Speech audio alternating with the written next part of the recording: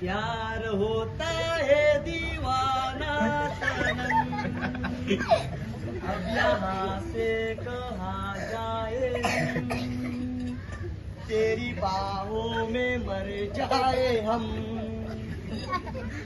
नंदा, ए नंदा, हम तुमको बोलता है, ये हमारी बहन है ना, वो जरा लाजरी गुजरी है। लाजरी गुजरी? छे छे छे छे छे छे, हे सालं हिंदी आपल्याला जमतच नाही, पण आपण असंच करणार। प्रथम प्रथम आधी गाडीवर चालतो, नाहीतर इतक्यात पप्पा आले ना तर तुझी ऍक्टिंग बाहेर काढतील। अरे पापा मारो गोली, पापा का पापा है मेरे जानी। आजकल पापा तो दादागिरी करते। उद्या परवा मी सिनेस्टार झालो ना, मग बघ आपले पापा मला नमस्कार करतील। आता माझं ऐक आणि माडीवर चालतो, नाहीतर इतक्यात ते आले ना तर तुलाच नमस्कार घालायला लावतील। हो तेव्हा आज मी SRK ला पत्र दिलं। कोणाला? SRK तू माईनवाडीतला ना? तू काय वेडी बेडी झालीस? कुठली माईनवाडी घेऊन बसलीस? SRK शाहरुख खान, आणि मी शाहरुख खानला पत्र लिहिलं, प्यारे शाहरुख भैया, हमारा तुमको सलाम, तुम हमको एक्टर होने का चांस दो तो बहुत बहुत शुक्रिया। हे नंदा, कसं काय वाटलं माझं पत्र? टाकाऊ, त्या शाहरुख खानला तुझ्यासारख्या फालतू लोकांची पत्र वाचायला वेळ तरी आहे का? मग ते पत्र वाचणार कोण? कचऱ्याची टोपली, समजलं? चल आता माडीवर अभ्यास करायला करतो अभ्यास।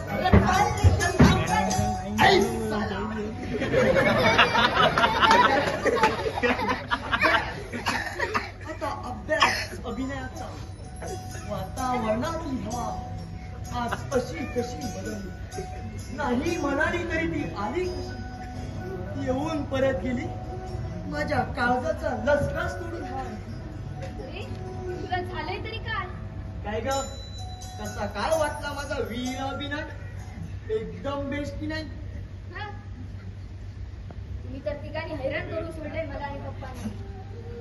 बहिणी वाजल्यापासून दादाचं डोकं ठिकाणावर नाही, आनंद भाऊ बद्दल तर बोलायलाच नाही, आणि तुझ्या डोक्यात हे सिनेमाचं फूल भरलंय। माझ्याबद्दल आपण चिंता करू नका बाई साहेब, उद्या मी मराठी सिनेस्टार होणार, मग हिंदी सिनेमावाले मी त्यांच्याकडे भूमिका करावी म्हणून आपल्या घरात क्यू लावणार।